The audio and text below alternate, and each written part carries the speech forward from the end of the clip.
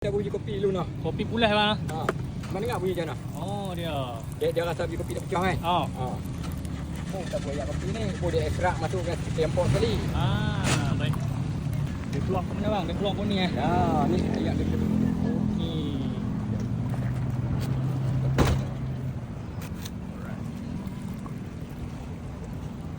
Ni lah blender orang dulu. Oh, memang ada jenis macam ni bang. 200 tahun lebih bang. Oh.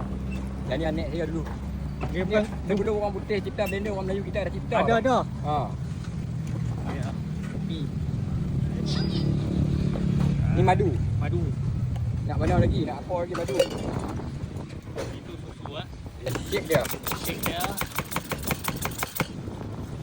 Ni kau hari korang ni bang. Hari Rabu dengan Hari Ahad. Ahad. Start Apa-apa follow TikTok kopi pulai. Kopi pulas tau. Ya.